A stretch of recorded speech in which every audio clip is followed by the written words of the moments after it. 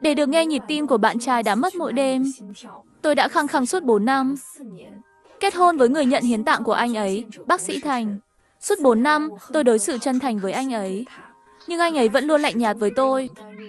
Cho đến ngày ánh trăng của anh ấy, Tống Vãn Anh trở về nước và gặp tai nạn giao thông. Anh ấy không quan tâm tôi bị thiếu máu, cố lôi tôi hiến máu cho Vãn Anh. Tôi rút máu đến tái mét, nhưng không nói lời nào. Mọi người đều chắc chắn, ngay cả việc như vậy tôi cũng chịu được. Tôi sẽ không bao giờ rời khỏi bác sĩ Thành. Thật ra tôi cũng nghĩ vậy. Cho đến chiều hôm ấy, tôi nhận được một cuộc điện thoại. Cô Thạch, chúng tôi đã nhầm lẫn. Người nhận tim của bạn trai cô không phải là chủ tịch tập đoàn bác sĩ Thành, mà là một người khác. Người đó hiện đang ở Hải Thành. Lúc đó tôi mới biết, nước mắt đã tự chạy xuống má. Không ngờ nhiều năm qua, trái tim từng điên cuồng vì tôi, lại luôn lạnh lùng như băng. Không ai biết, tôi suốt đời chỉ yêu Vân Triệt. Nhưng anh ấy vì cứu tôi, chết trong một vụ tai nạn liên hoàn. Sau khi chết, trái tim của anh ấy được hiến tặng. Tôi đến bên người nhận hiến tạng là chủ tịch tập đoàn bác sĩ Thành và bắt đầu cuộc sống mới. Từ đó tôi theo đuổi anh ấy một cách cuồng nhiệt. Nhưng anh ấy vẫn không động lòng. Sau cuộc điều tra tôi mới biết, anh ấy có một người yêu từ nhỏ tên là Tống Huệ Ân. Bác sĩ Thành thích cô ấy vì anh ấy từ chối tất cả mọi người. Cho đến khi thấy bức ảnh anh ấy hôn bạn trai trên mạng mới đồng ý lời tỏ tình của tôi trong cơn giận và kết hôn với tôi. Suy nghĩ quay về, tôi run rẩy gọi cho bác sĩ Thành. Tôi chỉ có một câu hỏi, 4 năm trước, anh đã tiếp nhận một trái tim từ ca phẫu thuật ghép tạng. Người hiến tặng tên là gì? Tôi chỉ biết anh ấy họ Kỳ. Họ Kỳ hoàn toàn khác với họ Văn Yến. Quả nhiên là nhầm lẫn rồi. Tôi cười nhẹ nhàng và nhắn cho luật sư, làm ơn soạn giúp tôi đơn ly hôn. Tôi muốn ly hôn và đã đặt vé máy bay đến Hải Thành trong 1 tháng nữa. Bác sĩ Thành suốt thời gian này luôn chăm sóc Tống Huy Ân. Khi về nhà đã là 1 tuần sau. Tôi đang mơ màng, cho đến khi anh ấy ôm tôi vào lòng, tôi mới tỉnh hẳn. Đẩy anh ấy ra và rời qua một bên. Lần đầu tiên bị từ chối, vẻ mặt của bác sĩ Thành trở nên nghiêm nghị. Không phải em không ngủ được nếu không nghe nhịp tim của tôi mỗi đêm sao? 3 năm kết hôn, tôi rất ít khi yêu cầu điều gì từ anh ấy. Nhưng ngay cả vậy, việc duy nhất anh ấy đồng ý chỉ là chuyện này. Lúc đó chúng tôi vừa kết hôn. Ngoài tấm hôn thú, anh ấy chưa tặng gì thêm. Nhưng tôi không bận tâm, chỉ vui khi được tựa vào lòng anh ấy, áp tai gần tim anh ấy. Thói quen này kéo dài đến bây giờ. Nhưng lúc này tôi lại lắc đầu. Không cần. Tôi xoay người về phía khác. Bác sĩ Thành nhìn bóng tôi dưới ánh trăng cuộn tròn, dấy lên cảm giác lạ kỳ. Sáng hôm sau tôi dậy muộn, rửa mặt xong đi xuống lầu, phát hiện bác sĩ Thành vẫn chưa rời đi. Vô thức bật ra câu hỏi, hôm nay bạn không đi bệnh viện thăm cô Tống sao? Nghe câu nói này, nếu như mọi khi, anh ấy chắc sẽ khó chịu. Nhưng lúc này trong lòng anh ấy lại cảm thấy nhẹ nhõm.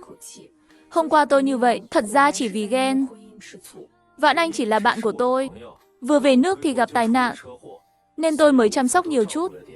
Giờ thì cô ấy xuất viện rồi. Anh ấy ngừng lại rồi bổ sung thêm, trước đây bạn có muốn tôi dẫn đi xem hoàng hôn. Mấy ngày này tôi không đi cùng bạn được. Như một lời xin lỗi, hôm nay tôi sẽ dẫn bạn đi. Không cần. Khi phát hiện nhận nhầm người và muốn ly hôn, tôi không muốn tiếp tục ở lại bên anh ấy. Mọi chuyện này đều hoàn toàn vô nghĩa. Theo bản năng tôi chọn cách từ chối. Nhưng anh ấy nghĩ mình đã sắp xếp hợp lý, lập tức cho người lái xe đến. Sau khi bị đưa lên xe, tôi không còn tranh cãi. Ngồi yên trên xe. Xe hướng ra ngoại thành mà chạy. Nhanh chóng đến nơi. Vừa đến đỉnh núi, điện thoại của bác sĩ Thành reo lên. Anh ấy nghe điện thoại là từ Tống Huệ Ân. Không biết nói gì. Sau khi cúp máy, anh ấy chỉ do dự một chút rồi lên xe. Trước khi rời đi chỉ để lại một câu ngắn. Đợi chút tôi sẽ quay lại đón bạn. Nói là vậy. Nhưng tôi đợi rất lâu. Đợi đến khi mặt trời lặn, hoàng hôn tắt, anh ấy vẫn chưa quay lại. Trên núi không bắt được xe. Tôi lặng lẽ đi bộ xuống núi. Núi cao và đường dốc. Dù không phải đường đất. Khi tôi xuống đến chân núi, chân đã bị phồng rộp. Vừa lấy điện thoại định gọi xe về biệt thự, thì nhận được tin nhắn từ một người bạn của bác sĩ Thành. Có việc gấp, gặp tại Bạch Đường Dạ Sắc. Thấy tin nhắn này, tôi gọi xe và đi thẳng đến Dạ Sắc hội sở. Không phải vì tôi lo lắng cho bác sĩ Thành, chỉ sợ anh ấy xảy ra chuyện gì ảnh hưởng đến việc ly hôn. Tôi mở cửa, vừa bước vào, dưới chân đột nhiên có một sợi dây. Tôi không để ý, bị vấp ngã xuống đất, đầu đập mạnh xuống sàn. Đau đớn khiến tôi chóng mặt. Sơ tay thấy một mảng dính. Những người trong phòng nhìn thấy tôi thảm hại, nhưng vẫn không có ý định tha cho tôi. Ngay sau đó, một xô nước lạnh dội từ đầu tôi xuống, làm tôi ướt sũng. Ha ha, nhìn bộ dạng thảm hại của anh ta kìa, trông như một con chó. Này đừng nói, anh Dã, anh nói đúng thật. Mọi người trong phòng cười ầm lên, lời nói đầy sự hạ thấp và chế giễu tôi. Cuối cùng tôi nhận ra, đây chỉ là một trò đùa ác ý. Này, đồ chó liếm, gọi anh đến đây, chỉ để nói cho anh biết, ánh trăng của bác sĩ Thành đã trở về. Tôi ngẩng đầu, nội dung trên màn hình điện thoại cũng vừa phát. Trông như ở một phòng khác, bác sĩ Thành đang ngồi xổm, xoa mắt cá chân cho Tống Huệ Ân, ánh mắt đầy dịu dàng. Thấy chưa? Hôm nay bác sĩ Thành tổ chức tiệc đón gió cho Huệ Ân, nên mới bỏ rơi anh. Chỉ bị trật chân, bác sĩ Thành đã lập tức bế cô ấy đi. Anh có được đối xử như vậy bao giờ chưa? Đừng chiếm chỗ ở đây nữa. Khuyên anh biết điều, nhanh chóng nhường chỗ đi.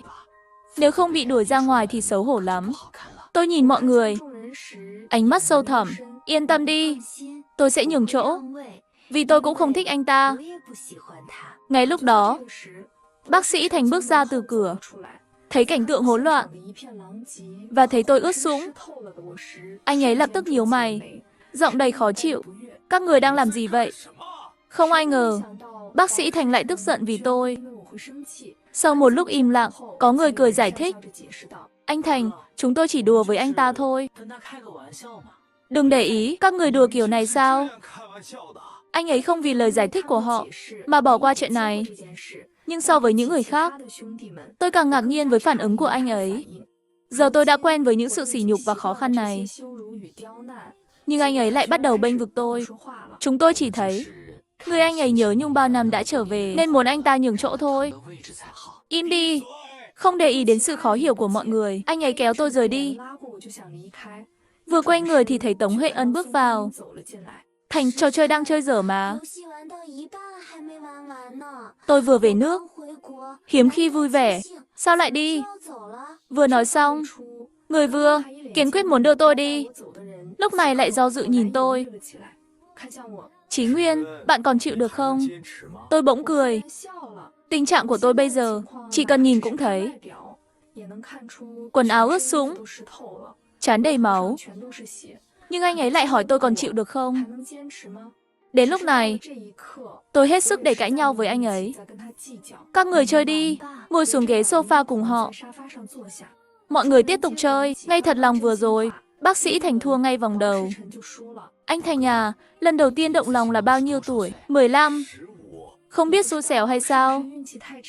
2 lần sau đó bác sĩ Thành vẫn thua. Và câu hỏi ngày càng táo bạo. Anh ấy mơ thấy giấc mơ ngọt ngào đầu tiên lúc mấy tuổi? 17. Vậy người trong giấc mơ ngọt ngào của anh ấy là? Hỏi đến mức này, mọi người càng ồn ào hơn. Nhưng bác sĩ Thành đột nhiên im lặng. Anh Thành, nếu không muốn nói tên, nói bằng chữ cái đầu cũng được.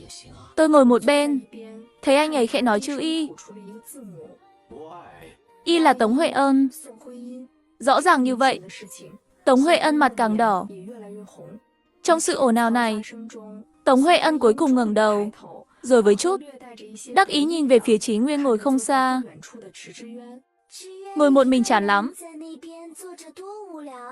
Chơi cùng đi. Ân cần mời mọc, không từ chối. Cũng ngồi xuống. Mọi người lại bắt đầu trò chơi. Liên tiếp thua tiếp theo là tôi. Tôi tùy ý rút từ hàng.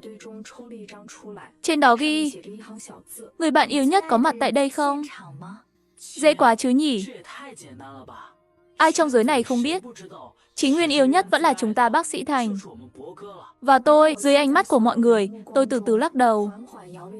Không có. Hai từ này vừa nói ra, những người có mặt tại đó đều kinh ngạc. Không khí lập tức trở nên ngột ngạt.